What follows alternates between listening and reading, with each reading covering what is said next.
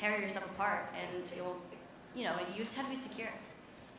I think the other thing to think about is I think that there's lots of room out there, like in terms of bandwidth of ideas. So let's say that they did a brilliant movie, and let's say those performances are fantastic. And it doesn't have to take anything away for this to be completely modern, two new people. And, there was, like Kevin was saying, there was a number of things that we are able to do now that for a lot of reasons weren't done then. So they really can exist as two separate, equal, incredibly great things. That's what I like to think. And ours is just naturally its own thing. And it's been really one of the most rewarding, fun, crazy experiences. But I can say the mother-daughter and the relationship in our movie, it's profound. And it really is the heart and soul of our entire story. And there's a ton of fun in it, right? Because they're titans who are at war with each other. Oh, listen to that. Oh. You're not going to be that way in the movie, people. No, enjoy it while you can. Well, actually, but I'll let you in on a secret, but it's a hell of a lot different in the movie than that. Well, is there ever a moment for any of you as a producer or director, stars, like when you're making a movie like this, sometimes like the debates you have, you realize they're so absurd, like, no, he can't be impaled this way, it has to be this way, or no, that's not enough blood. Were there moments you're like, what am I doing? Well, the biggest thing is how much blood. So I can tell you, there were it was R&D for about 3 or 4 months. There was like 50 blood dumps, and it was, is it 3, 4, or 5 gallons, right? Is it thin, thick, not thin at all? Do we dump it from here? Do we dump it from there? I can tell you guys, and you don't have to try this at home, most of the times you're going to miss. You're not going to hit the person you're aiming for, or you're going to hit their shoulder, or you're going to hit their wig. And then the thing was, is it going to hit her on the day? And also, no pigs were harmed in the making of this movie. No actual pigs, anyway. Right, well, not that no. But anyway, so you are always wondering, God, how big should that blade be? How big is too big, right? How big is scary and how big is funny? You know what I mean? Right. Because, in a horror movie, particularly like this, that actually is a horror movie, is dark, but also is funny. There are really dark, morbid, moments in it. These are big questions. Like, first of all, how much blood is too much blood? So every single time I would see her, I would realize, okay, we went too conservative, and I was always saying, will you put on more blood? She literally, I showed up one day and I was covered in blood, nothing was clear, and she goes, yeah, we need more blood. And I went, there's no inch on me to cover in blood. More blood. And with the dress, more blood. But then also, like she said, we had wet blood, we had fire blood, we had all these different kinds of blood. So you become an expert on, what that texture looks like, and is it scary? I think one of the things to note is it's an R-rated movie, which I know you guys are all excited about. So you could depict the work of the book accurately. You didn't have to pull your punches, and I think that's one of the exciting things about what these guys have done. I promised I was going to open this up to questions. I am a man of my word. So if you guys want to talk to the people up here, now is your chance. And I already see lines forming. We've got mics over here, we got a mic in the center, and we got a mic over there. And we're going to start moving this way to that way. So line up now, we'll get in as many as we can. We'll start with Kick-Ass over there if he can get his hood on.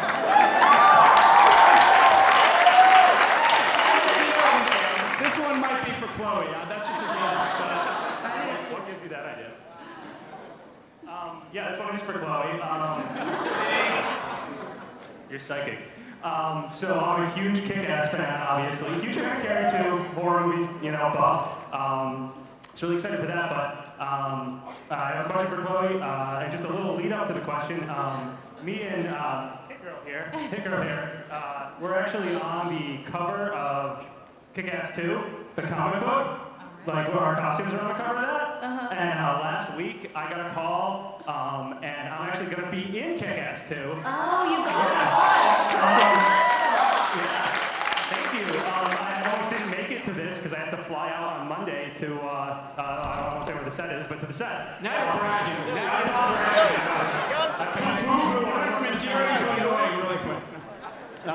So my question is just, I was really bummed that the autograph session got canceled, and I would have said all that in the autograph session, not wasted time here. But is there any way we could meet up real quick after this and just talk real quick?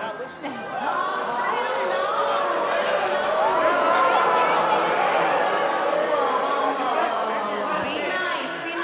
nice. I might see you in London Okay, perfect. We can have our moment there. Awesome. And you might have to contend with her mother. That's Yeah. Match made in heaven. All right, yes, right in the center here. You need to use the mic. Sorry. This is from Miss Moore, which I'm very proud to say that despite everything, my favorite film of yours was Hannibal. You were, I really loved it, and that's why I'm here. Thank you. All right, just a comment, no question. All right, we're going over to the right over here. Yes, sir. Hi. Hello. Hi, my name is Paul. This question is for Chloe. I'm a big fan since Kick-Ass and you being Hit Girl. My question is, how has your previous experience prepared you for this role you're taking in Carrie, and what were the new things you've learned as an actress being Carrie? It's interesting, I was talking to Kim around the end of the movie, and we were talking about the transformation that's happened from the moment that I auditioned for this role to the moment of the end of this movie, because there's a moment during filming where because like in the beginning during the audition process, she was like, okay, well, let's see if she can be older, because I'm only 15 playing like 17, 18. She was like, well, let's see if you can play older and you can, embody that character. And then in the middle of the movie, Kim looked at me and she said, I need you to be younger. And I went, but the whole problem was that I wasn't old enough. I was like, what do you mean? And then, Because she transformed. Exactly, and it was this huge learning experience for me, because I went from this actress who had never been given the chance to fully go there. And then I worked with people like Julie and Kim who allowed me to go there. It actually facilitated that immensely to the point of where now it's like hard for me to look at another character and be like, oh my God, I want that back. I want that challenge. I want that everyday learning curve, And yeah, I mean, it's nothing can prepare you for that. It's just learning. Yeah. Thank you very much. Did the subject matter give you any flashbacks to your time in Amityville Horror? Oh my God, my first movie I ever did. It did actually. It did. Not quite as scary though. All right. Let's move over here to the left. Yes. Hi. My question is for Chloe. As audience members, we've seen you in a lot of edgy roles over the years, and I was just wondering if that's what you prefer to do, or if you'd rather be like a bubbly girl next door type of actress someday. Well, honestly, my main thing is wanting to be someone I'm a happy girl, and I have a really good family, and my mom loves me, and I have a very supportive family and everything, and I have immense love from all my family, and I like playing characters that aren't me and that actually challenge me, because it's not as fun to just play yourself every day, because you already do.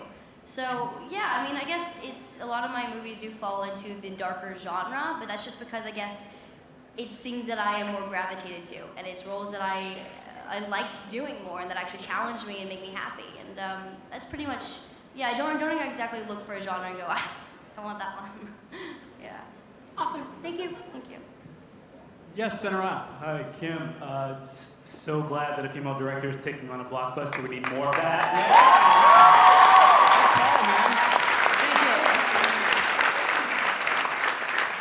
Also, just curious, how did bullying as a modern social issue inform your adaptation of the book?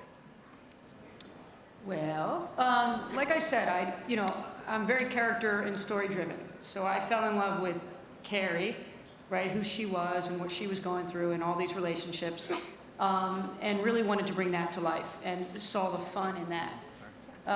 The idea of bullying, I mean, certainly there is a wider awareness of bullying since there was in the time that, De Palma made his movie and in the time that Stephen King wrote his book. So, I certainly think that in some of the scenes there's an awareness by the teachers in the school, that these phenomena happen and they have to be more aware of it. I can't give away plot details, but we have a whole really fun, dangerous through line of something that one of the girls does with some social media that builds and builds and builds until it climaxes at the end. And that's just a representation of the modern world, of what people are going through. I think, perhaps what's been happening, in our culture only makes the story more relevant. But, you go to the movies to fall in love with a character and to be taken on a journey. So I think, hopefully, to be a good director is to be aware of all that stuff, but to let the audience, fall into the story. Thank you. Great question, man. Yes, right over here. Hi, I was just curious exactly how involved Stephen King was with this production, if at all. Yeah. Stephen King, generally, as a rule, I think takes a hands-off process with the filmmakers and the people making the film in the day, but we plan on showing them the film. We're very excited. As I said, I think the thing that is special about this film is that Kim has harkened back to the book, as have Julianne and Chloe. So I think he'll be quite pleased and surprised. Thank you. All right, back over here. This question is for anybody that's really up there. All right. That's everybody. Do you have any tips for a young filmmaker who's trying to make a movie? That's what filmmakers tend to do, yeah.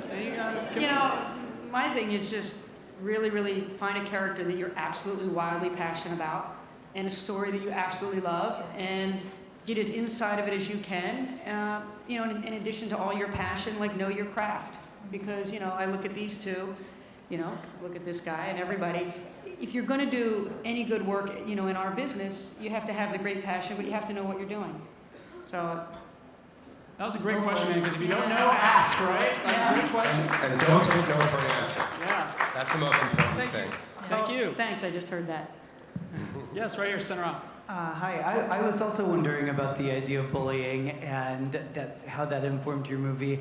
And I guess for me, I always wonder about the balance between portraying the bullied as sort of perfect, or in a movie like this, and obviously I haven't seen yours, the bullied is somebody who goes off the deep end. And so how you kind of work with that. And I was also wondering if Julie had any favorite teachers that she might think about. Hi, John. Hi, Julie. How are you? John's a teacher at my kids' school at Friends.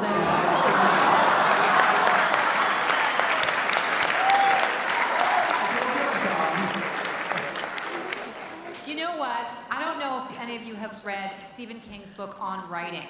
But it's a wonderful book and really just talks about how he started writing and what he thinks about writing. And in it, he talks about the germination of the Carrie story. And he remembered two girls that he went to school with. And both were incredibly isolated, one by their parents' religious beliefs and then one by poverty.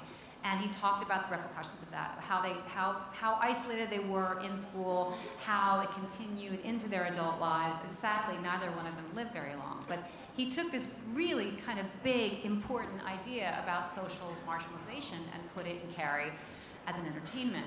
And so, you know, as Kim was saying, we're not making a polemic here. You know, we're making a movie, an entertaining movie really about adolescence and power and growing up and mother-daughter relationships.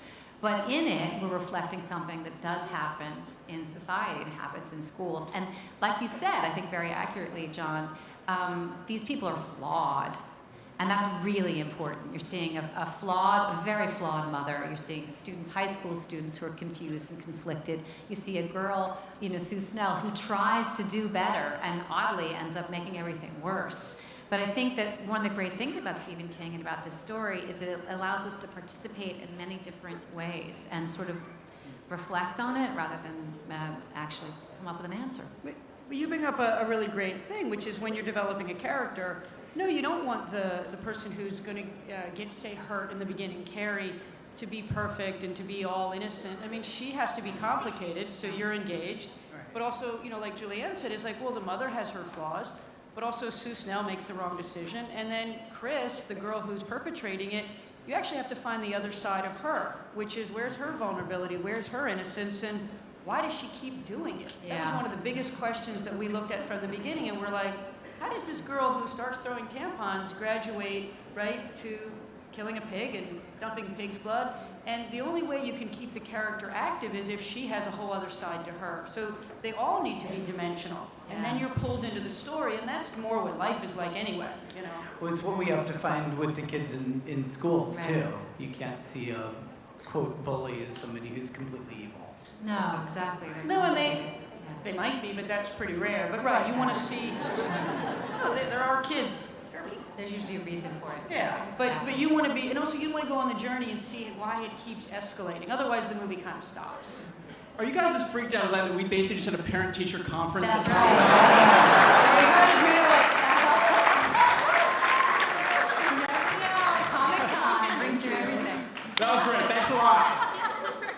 Give her a good grade. All right. Right over here. Yes, sir. Hi, this question is for Chloe. I saw in an interview that you made the dress for Carrie in the movie, and I wanted to know if you added certain details to the dress that actually reflect the character that you put in Chloe. I made a dress, but I'm nowhere near the amazing costume designers that actually constructed the dress. She can barely sew. I can wear Wait, didn't you make a bag? Yes, she made a tote bag. I made a tote. I made a tote. Yeah. A tote I'm not a The seamstress. Carrie line. No, I did make some dress though. All right, I hope you come back next year for Kick-Ass 2. Thank you.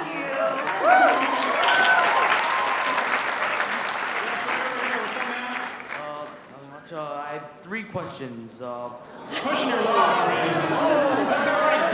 They're taking you down. Right Okay, there. one question. For everyone specifically, about how much blood do you think, how many liters of blood do you think you used during production? He wants an exact number. Not exact though. No, that's actually when you're trying to get a job, I think, at an investment firm, they ask you questions like that. My friends in Harvard have said that. Well, let's say if it was 5 gallons per bucket, we did at least 50 tests, that's 250. We were doing, and then we were bloodying you up. I'm gonna go with 1,000 gallons. Of fake blood. Let's call it 1,000 gallons. 1,000. Okay. You want more? No. All right, thanks. All right, last question right here. Yes. Hey guys, I was just wondering. You kind of talked about this already, but do you feel any pressure to recreate, like while recreating the script and the characters, like reimagining it? Do you feel any pressure to stray away from the original stories, or like how everyone's going to react to it? I mean, I'll talk for myself. I didn't feel any pressure, I think, because I genuinely, only did the project because I fell so deeply in love with the story and just thought it was infectious, fun, terrifying, and great, and just thought I would do it in a way that, with, a great team that was really a blast. So I respect the original, but I didn't feel any pressure. I mean, I feel pressure just to live up to doing a good story, and that's always challenging. It's just in Well, general. by the looks, it looks really good, so I think it's going to create its own like part in the series, Well, I remember when I was at the first read-through, and I'm going to give a shout out to Ansel, our Tommy who's out there. Where is he? Anyway, right there. So, and I saw Ansel and Chloe reading the scene of the scene at the prom, and Chloe's 15, Ansel's 18, and it was so exciting to see and so different, and it really kind of took me away. And I was a huge fan of the original movie, but I thought, wow, it's just great to see it reimagined too.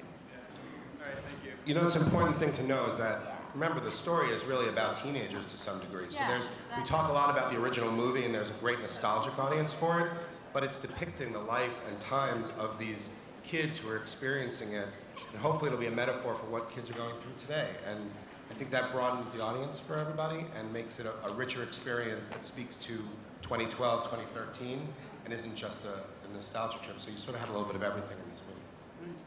Well, guys, I want to thank you, but before we go, Chloe, I understand that there's some sort of special way for people to get in touch with the white family. I don't know why they want to do that, but I understand there's something going on here. What's that all about? Yeah. There's a number that you guys can call, and it's to Carrie's house.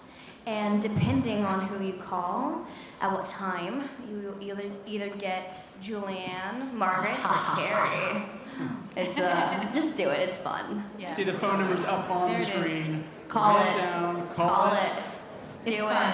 You dare. it. Do it. It's scary. They dare. They don't dare you. It's spooky. All right, guys. Thanks a lot. Thanks a lot to Chloe, Julianne,